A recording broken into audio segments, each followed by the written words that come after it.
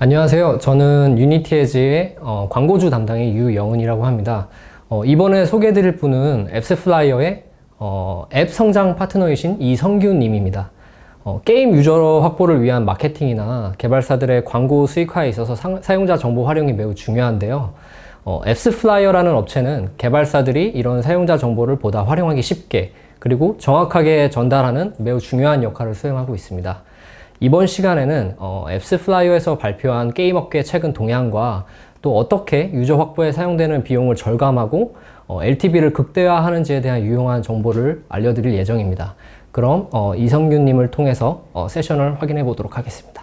안녕하세요. 앱스플라이어 이성규입니다. 유니티에즈와 앱스플라이어가 준비한 이제 How to UAC LTV 세션을 시작하겠습니다. 영화 애니메이션 건축 전반적인 산업에서 쓰이고 있는 유니티의 큰 행사에 이제 초대받게 되어 너무 영광입니다.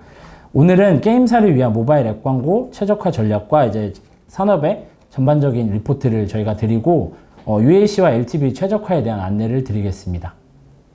네, 오늘의 아젠다입니다. 앱스플라이어 리포트로 보는 게임 시장 트렌드를 먼저 말씀드리고요. 그 다음 UAC와 LTV 최적화에 대해서 안내해 드리겠습니다.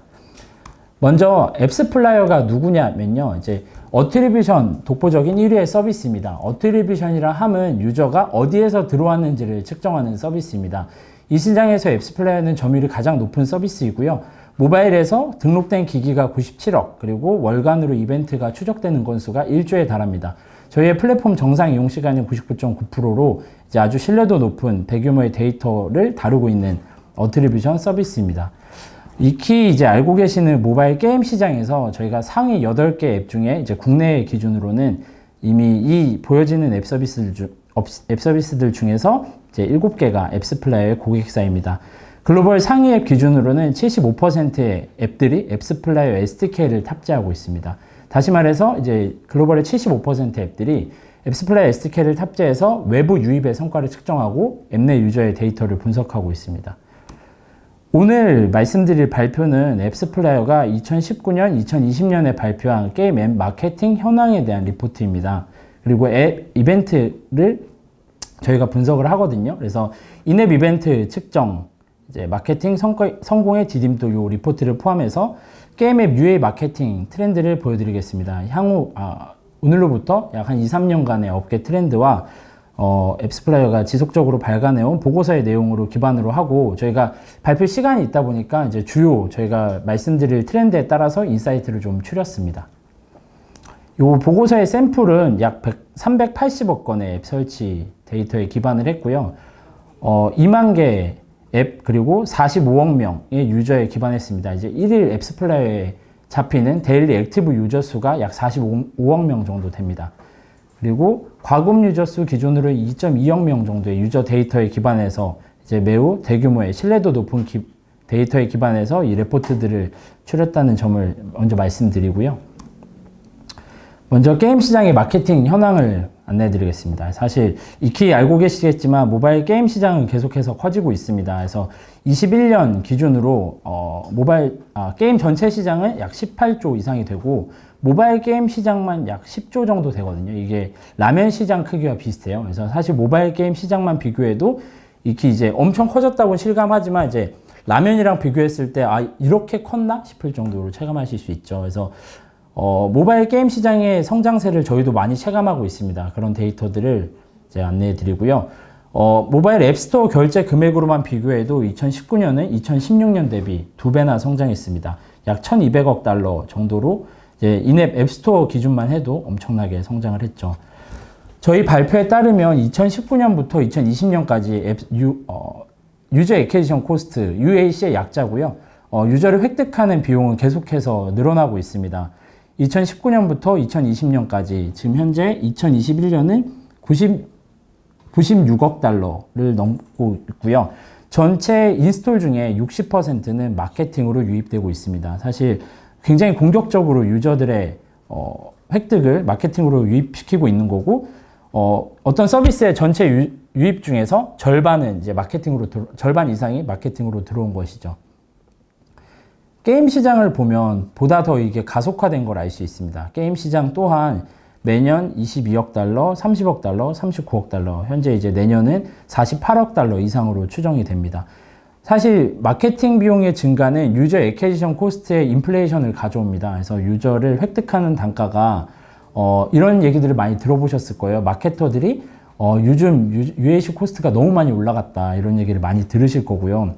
RPG, 하이퍼 캐주얼, 미드코어 상관없이 유저를 획득하는 단가가 계속해서 오르고 있습니다. 이 주요 국가의 UAC 코스트가 올라가는 건 보다 다른 리포트에서 자세하게 확인할 수 있고요. 이 리포트에서 좀 주요하게 믿겨졌던 점은 하드코어 장르의 한계점입니다. 유니티를 활용해서 많은 디벨로퍼, 기획자분들이 하드코어 게임을 많이 만드실 텐데요.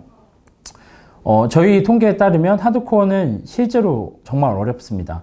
2019년 기준 과금 유저의 비율은 미드코어에서 46%, 하드코어는 12%가 감소했습니다. 평균으로는 40% 정도가 감소한 건데요. 과금 유저의 이탈은 이제 그 내막을 좀 더 보면 페이스북 발표에 따르면 미국 모바일 게임 61%의 인앱 구매 유저들이 과금을 한 것을 굉장히 후회하고 80%의 유저가 재구매 의사가 없다고 밝혔습니다. 사실 하드코어와 미드코어 장르의 게임들이 대부분 페이 투 윈의 시스템을 갖고 있죠. 과금을 해서 더 강한 캐릭터, 더 강한 이제 밸런스를 만들지 못하면 질 수밖에 없고 그 승부욕을 자극해서 이제 과금을 유도하는 방식인데요. 이런 고과금 유저를 유도하고 그리고 게임의 BM 또한 소수의 고과금 유저에게 의지하기 때문에 사실 생태계적으로 좀 이런 과금 유저의 이탈은 굉장히 좀 크리티컬하지 않을 수가 없습니다.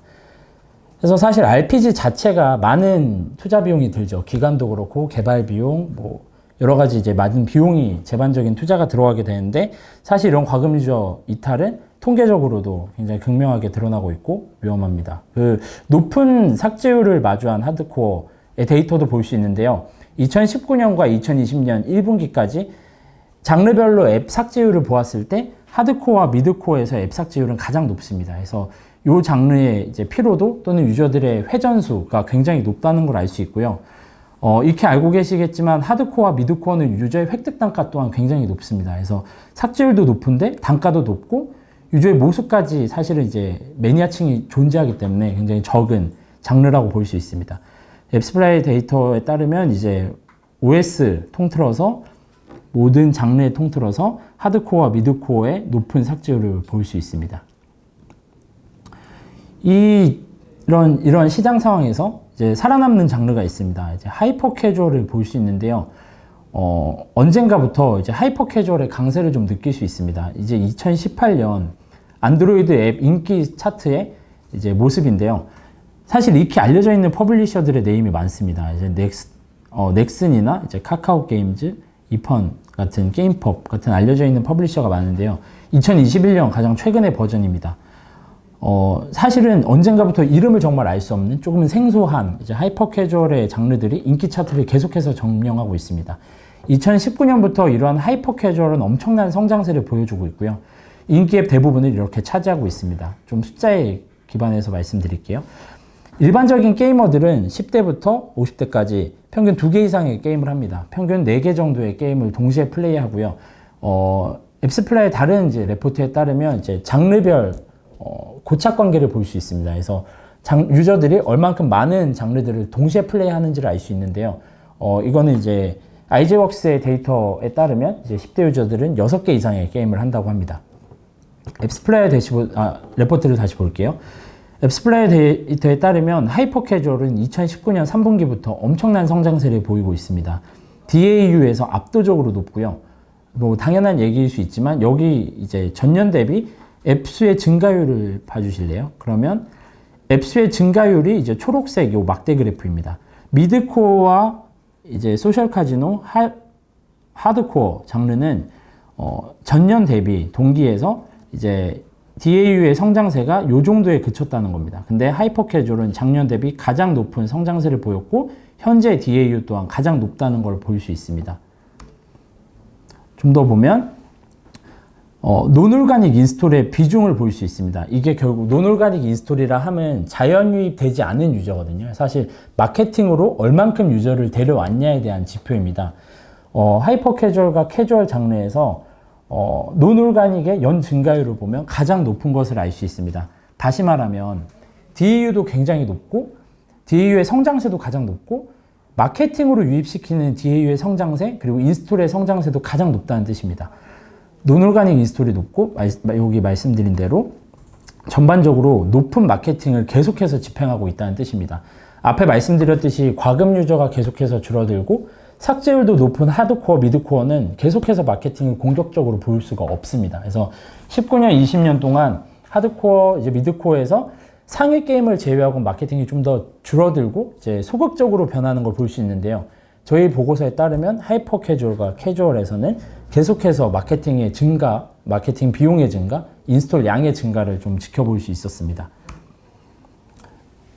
이걸 좀 더 이제 인스톨 수 기준으로 4분위 그래프를 볼게요. 이 그래프는 좀 더 설명드리면요.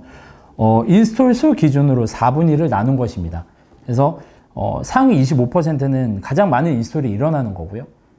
하위 25%는 가장 인스톨 수 중에서 이제 하위 25%가 되겠습니다. 인스톨 수 기준 4분위에서 하드코어 장르를 보면 상위 25%는 마케팅으로 인한 논올가닉 인스톨 비율이 48%인 걸 볼 수 있습니다.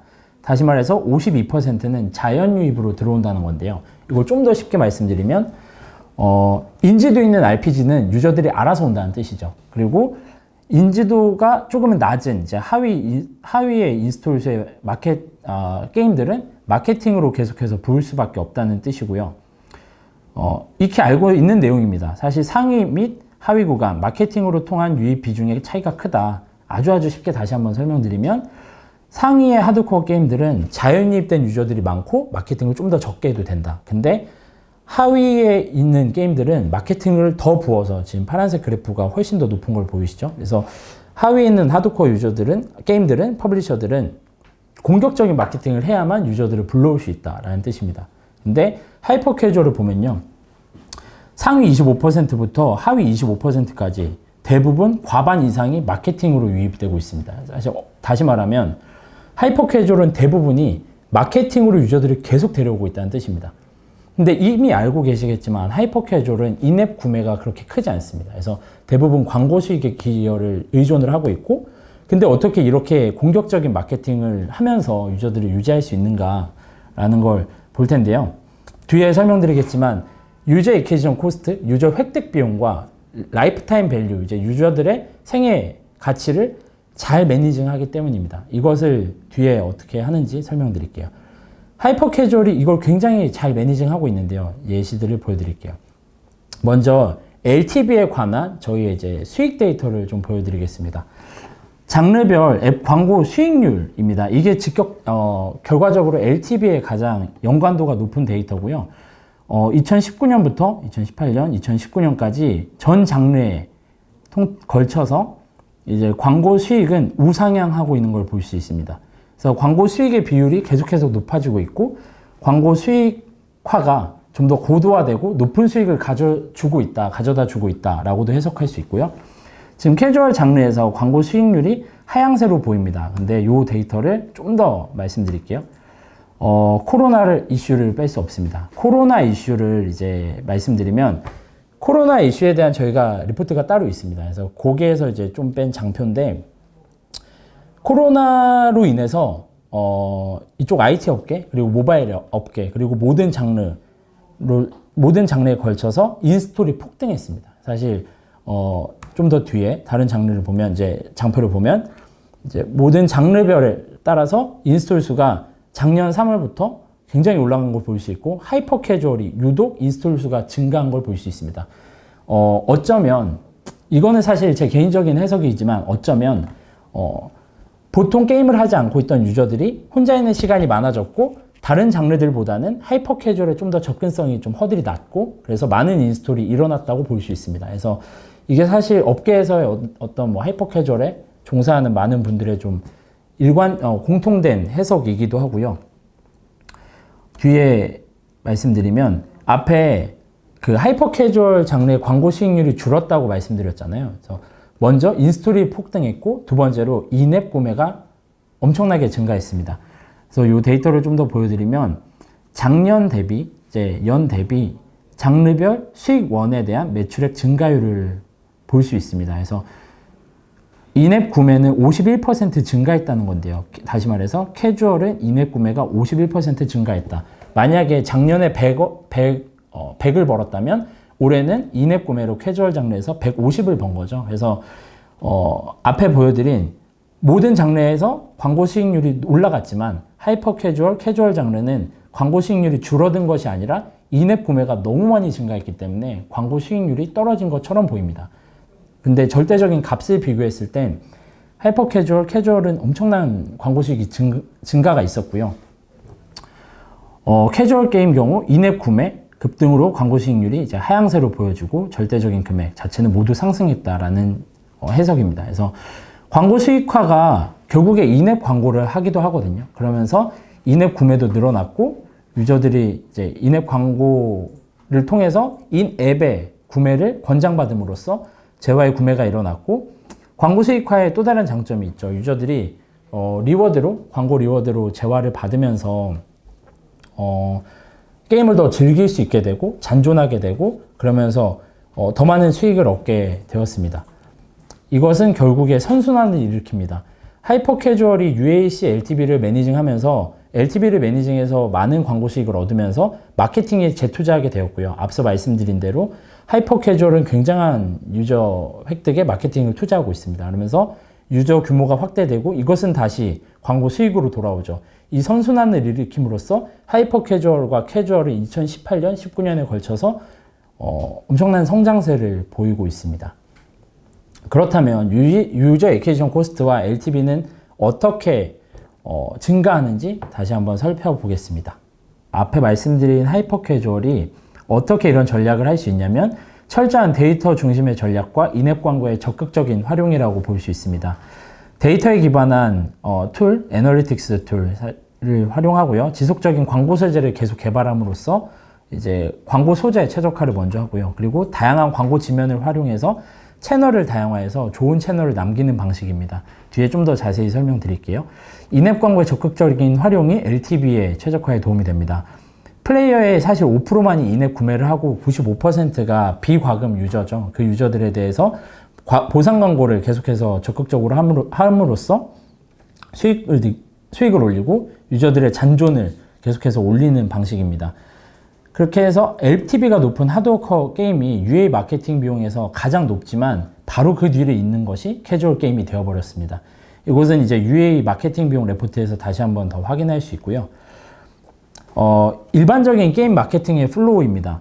이제 런칭 20일 전에 사전 예약을 하죠. 그리고 런칭 시기에 다운로드에 대한 집중적인 마케팅을 합니다. 뭐 리워드 CPI, 비보상형 CPI, 뭐 PR도 하고요. 익히 알고 있는 뭐 UA 캠페인, 뭐 구글, 페이스북, 트위터, 뭐 유니티, 엠로빈 뭐 등등을 씁니다. 진성 유저를 확보하는 콘텐츠 업데이트 기간도 있고요. 그 다음에 보통 한 달 뒤에 큰 업데이트나 이벤트들이 있죠. 그 사이에 계속해서 바이럴 마케팅도 하고 한 2달이 지나고 나면 재마케팅, 리마케팅을 합니다. 사실 이 과정에서 굉장히 다양한 미디어들이 사용됩니다. 뭐 이렇게 알고 계신 디지털 채널부터 오프라인, 뭐 TV 광고까지 엄청 다양하죠. 앱스플라이어는 이런 파편화된 모바일 시장에서 유니크 값을 찍어주는 역할을 합니다. 요 대시보드를, 요 화면에서 기존 모바일 광고의 이제 한계를 먼저 말씀드릴게요. 구글, 페이스북, 뭐 유니티, 뭐 트위터 광고를 집행했다고 한들 유저들이 모바일 지면에서 광고를 봅니다. 보고 나서 이 게임에 대한 관심이 있어서 클릭을 한 다음 사실 열리게 되는 건 다른 플레이어의 서비스죠. 뭐 구글 플레이, 앱스토어죠. 그렇게 됐을 때 첫 번째 분절이 일어납니다.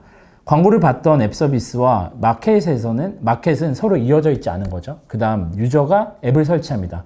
앱스토어와 퍼블리셔는 또한 연결되어 있지 않습니다. 이 유저가 어디서 들어왔는지를 퍼블리셔는 최종적으로 알 수 없죠. 모바일 시장에서는 이렇게 두 가지의 분절이 생깁니다. 근데 앱스플라이어가 이것을 모두 다 이어주는 역할을 합니다. 어떻게 되냐면요. 앱스플라이어는 모든 미디어로부터 터치포인트 데이터를 다 받고요. 모든 앱 서비스에 앱스플라이어 SDK가 함께 탑재되어 있습니다. 그럼으로써 모든 터치포인트를 앱스플라이어가 받고 앱스플라이어 SDK가 탑재된 앱이 유저의 새로운 디바이스에서 설치돼서 실행되는 순간 저희가 매핑하는 겁니다.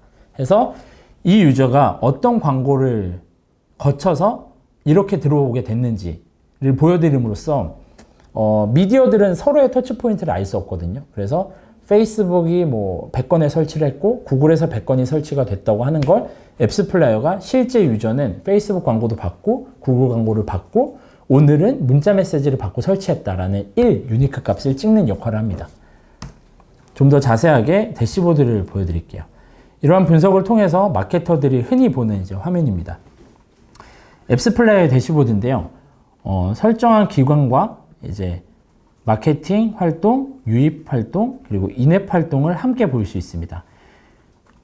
좌측 상단의 노출과 클릭은 미디어로부터 모두 받아오고요. 마케팅, 노출, 미디어의 노출, 그리고 클릭수입니다. 논 올가닉이 마케팅 유입입니다. 앱스플레이어를 통해서 모든 마케터들이 모든 채널에 어트리뷰션 링크라는 걸 배포하게 되고요. 저희가 이 키 광고를 눌렀을 때 딸깍하고 앱스토어가 열리는 순간 앱스플레이어 기술이라고 볼 수 있습니다. 그 다음 앱이 유저가 앱을 설치해서 실행되면 앱스플레이어는 논 올가닉이라고 기록을 하게 됩니다. 만약에 유저가 광고를 한 번도 누르지 않았거나 눌렀음에도 마케터가 설정한 광고의 기여 기간을 초과하게 된다면 올가닉으로 기록이 됩니다. 해서 마케팅으로 유입된 유저 수와 올가닉, 자연 유입된 유저의 수를 알 수 있게 되고요. 이런 것들이 이제 앞에 말씀드린 레포트에 쓰이는 숫자인 거죠. 논 올가닉 트렌드를 쉽게 볼 수 있습니다. 그리고 올가닉 트렌드를 볼 수 있고요. 여기서 보여지는 논 올가닉, 마케팅으로 인한 유입이 실제 어떻게 됐는지 아래 막대 그래프에서 확인할 수 있습니다. 그 다음 설정한 기간의 전체 합을 좌측 하단에 인스톨, 볼륨으로 알 수 있습니다. 이 인스톨은 사실 앱스플레이어 SDK가 탑재된 앱이 실행되는 순간 잡을 수 있기 때문에 앱의 실행이라고 볼 수 있고요. 유저의 수라고도 볼 수 있습니다. 앱로빈을 통해서 32,000, 23% 유입이 됐고 뭐 페이스북으로 18,000명, 13%의 유입이 됐다라고 판단할 수 있고요. 라이프타임 로열 유저 수가 있습니다. 앱스플라이어는 기본적으로 앱을 3번 이상 실행한 유저를 로열 유저로 놓습니다. 그렇게 되면 우리에게 좀 가치 있는 유저가 얼마나 어디서 많이 들어왔는지를 알 수 있게 되고요. 이 아래 대시보드에서 직관적으로 유입의 성과를 확인할 수 있습니다. 자연 유입이 66,000명, 앱로빈이 32,000명. 사실 이 데이터는 모두 다 이제 데모, 더미 데이터고요. 이제 실제와는 관계가 없습니다. 그래서 설명을 위해서 계속 드리면 우리에게 만약에 유입수가 가장 중요하다. 그래서 이제 유입수에 집중된 마케팅을 하자라고 하면 이제 동일 기간 가장 많은 인스톨을 만들었던 앱로빈에 마케팅을 집중한다라는 의사결정을 할 수도 있고요. 로열 유저 수 기준으로 전환수가 가장 높은 상위 2개의 매체에게 2개의 미디어에게 마케팅을 집중한다라고도 의사결정할 수 있습니다. 근데 로열 유저라는 기준을 특정 인앱 이벤트로 만들 수 있습니다. 보통 많은 게임사들이 튜토리얼 완료, 계정 생성 같은 값을 놓습니다. 그렇게 되면 어떤 플레이를 할 수 있게 되냐면요. 가장 많은 이제 모바일 앱에 이제 수준 높은 게임 마케터들이 앱스플라이어를 활용하는 방법입니다. 마케팅을 일주일 동안 테스트했고 우리에게 중요한 건 계정 생성수 또는 회원가입 수다. 그러면 50% 미만인 광고는 다 끊고 상위 2개에 집중한다. 라는 의사결정을 하거나 페이스북은 캠페인 애드세트 세트의 구조를 갖고 있습니다. 페이스북에서 계정 생성수가 가장 높은 이 캠페인에서도 계정 생성수가 가장 높은 이 광고 타겟팅 애드세트 그 중에서도 가장 높은 이 광고 소재 64%의 튜토리얼 완료율을 보이는 이 광고 소재의 마케팅을 모두 다 집중한다라는 의사결정을 할 수 있는 거죠. 사실 캠페인을 집행하고 광고 소재를 만드는 마케터들은 모두가 이 광고가 잘 될 거라는 가설을 세워서 하거든요. 근데 마케팅을 하고 나면 실제 수치가 그것을 증명해 주는 거죠. 이것을 보고 한 달의 마케팅 운영 계획이 있을 때 일주일쯤에 이런 결정을 하는 겁니다. 그렇게 되면 앞에 우리가 가장 많은 인스톨을 보이는 어떤 미디어에게 마케팅을 집중한다라고 했을 때 튜토리얼 또는 계정 생성수가 18%를 보이는 것과 일주일째 가장 높았던 60% 가까이의 계정 생성을 보이는 매체에 집중했을 때는 한 달 뒤 성과가 1, 20% 차이가 아니라 5배, 10배 차이가 날 수 있습니다. 앱스플라이어 이런 인앱 데이터가 대시보드에 발현되는 데는 3분의 2채 걸리지 않습니다. 그래서 이런 즉각적인 판단을 하면서 효과 높은 이제 미디어 또는 광고 소재 채널에게 마케팅을 집중하는 거죠. 앞에 말씀드렸던 철저한 데이터 중심의 전략, 이런 대시보드를 활용하면서 다양한 지명과 광고 소재를 활용하는 것이죠. 이제 고품질의 유저를 계속해서 인앱으로 불러들이는 거죠. 앱스플라이어는 그 뒤에 이제 인앱 활동까지 분석할 수 있습니다. 이제 저희가 인앱 이벤트에 대한 이제 통계치를 나타낸 거고요. 이제 요 대시보드, 요 리포트를 나중에 확인하시면 장르별로 다양한 이제 평균적인 전환율을 볼 수 있습니다. 저희가 분석한 바에 따르면 이제 롤플레잉 RPG 게임에서 평균적으로 로그인은 82%, 튜토리얼 완료는 21%가 됩니다. 어떤 성공의 바로미터로 잡을 수도 있겠죠. 만약에 튜토리얼 완료가 우리가 만약에 30%다, 아주 성공적인 전환율 UX를 짜고 있다라는 것들을 알 수 있습니다. 대형 앱, 중형 앱, 소형 앱마다 게임의 퀄리티나 어떤 BM도 다르죠. 그래서 그런 것들에 따라서 이제 평균적인 전환 수치, 그리고 가장 많이 측정하는 이벤트 숫자들도 저희가 제공하고 있습니다. 그렇게 해서 어떤 것을 결과적으로 하이퍼 캐주얼들은 보고 있냐를 예시로 설명드릴게요. 이 예시입니다. 10대 유저 광고 캠페인을 돌렸을 때 유저 애퀴지션 코스트는 1불이 나왔습니다. 그리고 유저가 인앱에서 인앱 퍼체이스죠. IAP가 인앱에서 유저가 1.2불을 구매한 거예요. 그리고 30대 유저는 좀 더 비싸겠죠. 유저들을 데려오기 위해서 3불의 비용을 들였고 30대 유저가 5불의 인앱 구매를 일으킨 거예요. 그러면 유저 애퀴지션 코스트 1불당 이익이 30대 유저가 더 높죠. 이거를 사실은 로아스라고 합니다. 리턴 오브 애드 스펜드인데요. 광고비를 들인 거 대비 얼만큼 매출을 일으켰는지 마케터들이 분석합니다. 이렇게 했을 때는 30대 유저의 수익률이 더 높기 때문에 저희가 마케팅을 계속 하겠죠. 그런데 앱스플라이어에서는 광고 수익을 연동할 수 있습니다. 유저가 인앱 구매를 얼만큼 했고 광고 수익이 얼만큼 일어났는지를 함께 보고요. 그렇게 했을 때 10대 유저는 인앱 구매는 적게 했지만 광고 수익에 2불이나 기여를 한 거예요. 그리고 30대 유저는 과금을 하고 대신 광고를 거의 보지 않는 거죠. 결과적으로 10대 유저는 UAC 1불당 3불의 수익을 나는 걸 볼 수 있습니다. 이런 것이 사실 엄청난 기회거든요. 그렇게 해서 하이퍼 캐주얼들은 10대 유저가 인앱 구매만을 분석했을 때 굉장히 기여도가 낮지만 구매를 덜 하는 대신 광고를 많이 봐줌으로써 더 큰 수익을 보이게 되는 거죠. 이런 기회를 포착하고 많은 개발사들이 더 적은 비용, 더 높은 수익에 투자를 하면서 광고 수익에 이제 광고 수익 유저들을 획득하기 시작했습니다. 그래서 이런 레포트를, 이런 숫자를 저희는 굉장히 종종 목격합니다. 그래서 실제로는 10대 유저의 수익률이 높다. 이거 사실 예시고요. 저희가 분석한 캠페인 또는 뭐 이것이 10대가 아니라 어떤 광고 소재일 수도 있고 어떤 타겟군일 수도 있습니다. 결과적으로는 더 높은 인앱 구매 플러스 광고 수익과 정확히 비교해서 획득 비용 대비 수익이 낮는지를 분석하는 것이 이제 최종적인 이런 뷰다라는 걸 설명드렸습니다. 앱스플라이어는 이런 수익 또는 개발 엔진들과 아주 연동이 쉽습니다. 그래서 어떤 엔진을 쓰셨건 사실 폭넓게 연동될 수 있도록 많은 플러그인을 제공하고 있고요. 유니티와 연동이 사실 가장 쉽습니다. 많은 개발사들이 사용하기 때문이고요. 사실 LTV 고도화 부분에서 수익화 부분은 훨씬 더 다룰 내용이 많습니다. 그래서 사실 유니티 에즈가 이 분야에서 굉장히 잘 알려진 이제 모니타이제이션 플랫폼이고요. 22.9 빌리언의 월 평균 광고 노출량을 갖고 있고 수익화 프로젝트의 월 평균 사용자도 2조 명이 넘습니다. 그래서 더 자세한 내용은 사실 유니티의 전문적인 담당자들과 상담을 하시길 바라고요. 앱스플라이어 레포트와 이제 실질적인 예시를 여기까지 보여드렸습니다. 저희가 앞에 보여드린 모든 데이터, 레포트는 이 리포트 라이브러리에서 확인하실 수 있고요. 아래 이메일을 또 주시면 저희가 친절하게 또 도움 그리고 가이드를 드리겠습니다. 오늘의 발표를 들어주셔서 감사하고요. 네, 언제든지 또 질문을 환영합니다. 감사합니다. 질문해주신 분들이 많은데 빠르게 시간이 부족한 관계로 빠르게 저희가 답변을 최대한 드리도록 하겠습니다. 선배님. 빠르게 하겠습니다. 네. 그 첫 번째 미드코어와 하드코어의 기준을 과금 비율로 말씀드렸는데 저희가 그렇게 딱 나누지는 않고 앱스토어에 등록된 장르를 기준으로 하기도 합니다. 그래서 정확한 기준은 저희가 좀 애매모호하다는 점 말씀드리고, 그 예를 들면 뭐 스포츠 장르, 뭐 레이싱 장르 같은 장르들이 그 보통 미드코어에 속합니다. 그리고 다음 질문 답변 드릴까요? 네. 국내 유저 혹은 글로벌 유저를 데려오는데 드는 광고 비용은 대략 얼마나 차이가 날까요? 라는 질문을 네. 이중구님께서 해주셨습니다. 사실 앱스플라이어는 고객사들의 데이터를 다루고 있기 때문에 정확한 이런 데이터를 말씀드리진 않고 다 뭉쳐서 말씀을 드리거든요. 근데 이러한 데이터 자체가 편차가 매우 심합니다. 광고의 소재가 영상이었는지 검색 광고였는지 어떤 채널이었는지에 따라서 장르 그 금액 차이가 많이 나기 때문에요.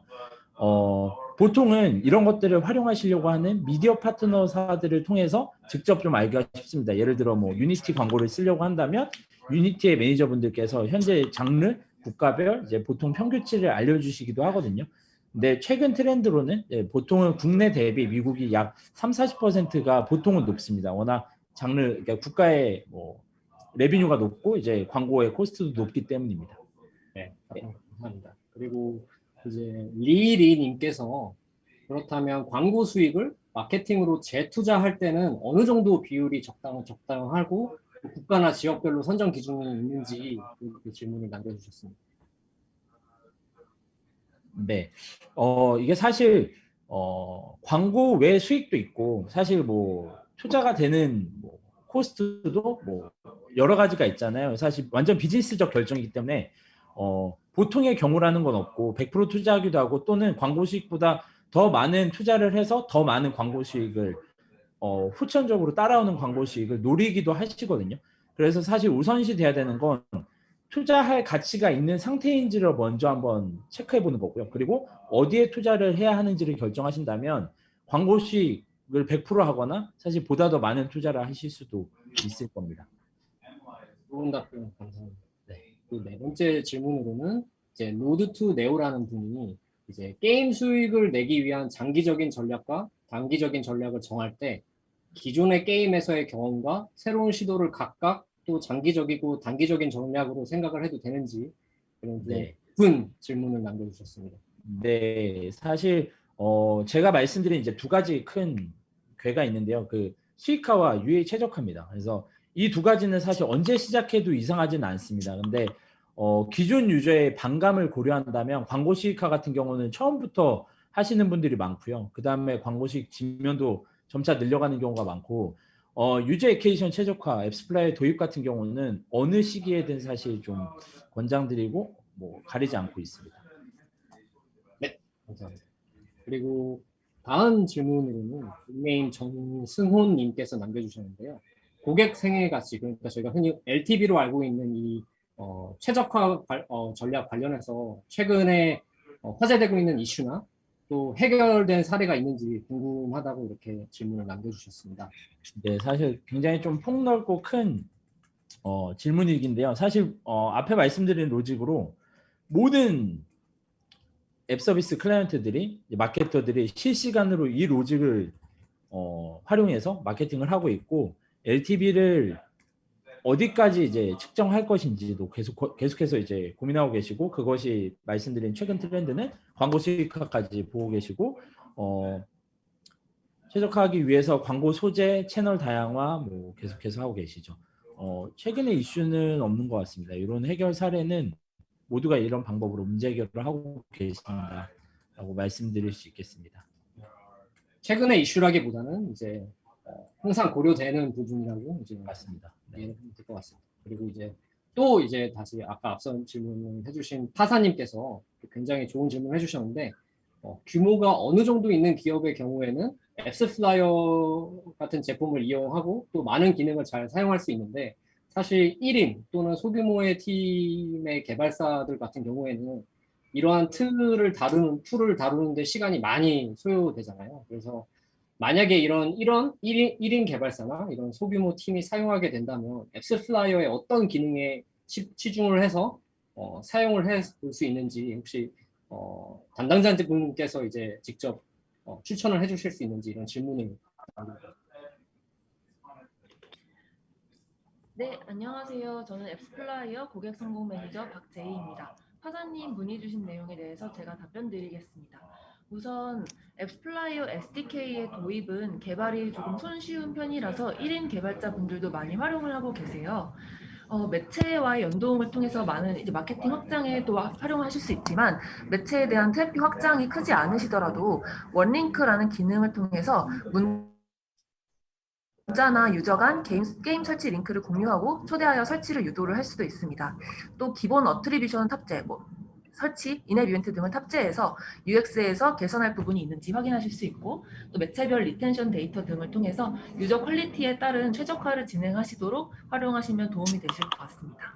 네, 그리고 덧붙여 말씀드리면 저희가 이런 SDK 연동이 모두 다 한글화로 제공이 되고 이런 사용하는 가이드도 모두 다 웨비나로 이제 저희가 교육 영상 같은 게 다 있습니다. 그래서 매끄럽게 배우고 이제 쓰실 수 있도록 가이드가 충분히 제공되고 있습니다. 이미 1인 개발사 분들이나 소규모 팀의 분들이 많은 같은 고민을 공유하고 계시기 때문에 이런 문제는 이제 SFlyer 담당자분께 질문을 해주시면 아마 친절한 정보를 공유받으실 수 있을 것 같습니다. 네, 그리고 이제 다음 질문으로는 이제 에밀리 링님께서 질문을 해주셨어요. 질문 내용은 앱스플라이어의 iOS 14.5 업데이트 이후에 마케팅 솔루션이 적용된 걸로 아는데 이 솔루션을 통한다면 iOS 14.5 이전과 같은 효율의 마케팅을 할 수 있나요? 라는 질문을 남겨주셨습니다. 네, 이 부분도 제가 답변 드리겠습니다. 아주 많은 마케터 분들이 최근 iOS 14이라는 변화에 대해서 굉장히 많은 혼란을 겪고 똑같은 고민을 많이 하고 계실 것 같아요. 아무래도 측정하는 기준이 달라진 만큼 그 이전과 이후가 완전히 동일해질 수는 없겠죠. 하지만 앱스플라이어에서는 애플의 SK 애드 네트워크에 대한 대응이나 파트너사들과의 협업을 통해서 새롭게 도래한 이 시대에서도 성과 측정을 잘 하실 수 있도록 도움을 드리고 있습니다. 그래서 앱스플라이어를 통해서 기존에 활용하시던 방식 그리고 SK 애드 네트워크를 통해 성과를 측정하시면서 개인 정보를 보호할 수 있는 그 애플의 그런 흐름에 또 맞추어서 활용하실 수 있을 것 같습니다. 네, 이제 마지막 질문입니다. 이중구님께서 남겨주셨는데요. 앱스플라이어 퍼포먼스 리포트 유명하죠, 사실 업계에서. 정리가 굉장히 잘 되어 있는데요. 이 레포트를 작성하실 때 샘플 사이즈, 그러니까 비교 모수가 얼마나 됐는지 상세한 질문 남겨주셨습니다. 네, 조중한 질문이네요.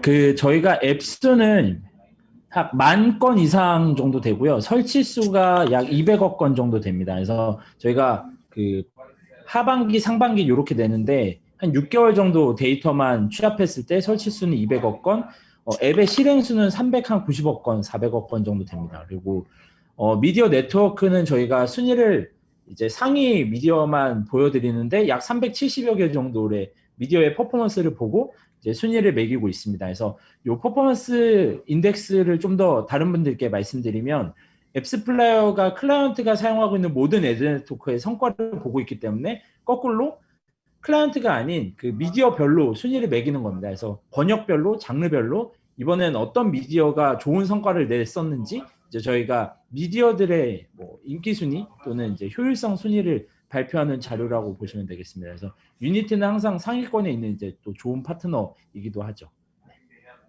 답변 감사합니다.